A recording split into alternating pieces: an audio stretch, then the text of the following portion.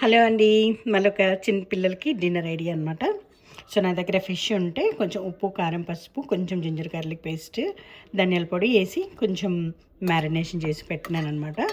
So దీంట్లోకి కిచిడి, కొంచెం rice, పెసరపప్పు.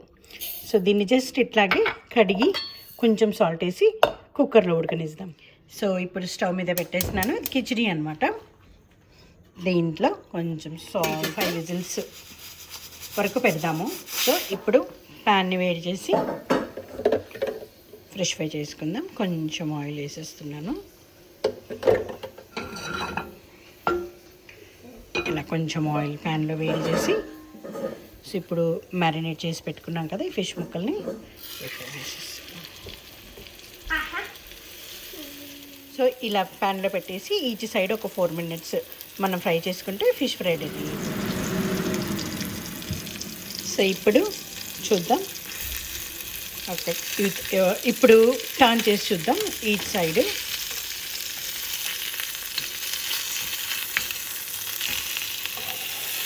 చూడండి చక్కగా వేగింది. సో ఇటు సైడ్ కూడా ఒక 3 minutes అట్లా చక్కగా బ్రౌన్ అయిన తర్వాత మనం సర్వ్ చేసుకోవచ్చు అనమాట. చూడండి రెండు వైపులా ఫిష్ రెడీ అయిపోయింది.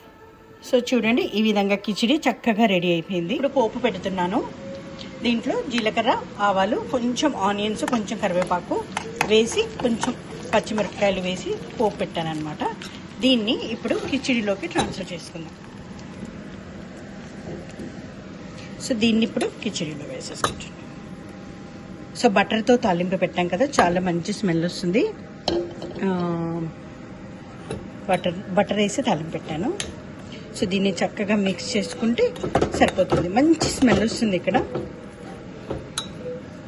సో పోపు మీకు ఇష్టం ఉన్నట్టు పెట్టుకోండి. నేను గార్లిక్ అవన్నీ వేయలేదు, పిల్లలకి ఇష్టం ఉండదు. సో నేను జస్ట్ సింపుల్గా చేశాను అనమాట. మీల్ ఐడియా ఎలా అంటే చూడండి, కొంచెం సాలడ్, తర్వాత కిడ్స్ మీల్ ఐడియా చూడండి, ప్లేట్లో కొంచెం సాలడ్, తర్వాత కిచిడి చూడండి, అండ్ దెన్ మనం చేసిన salmon.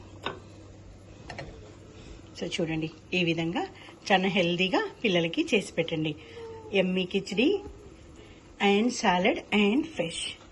So thanks for watching. God bless you. Please like, share and subscribe.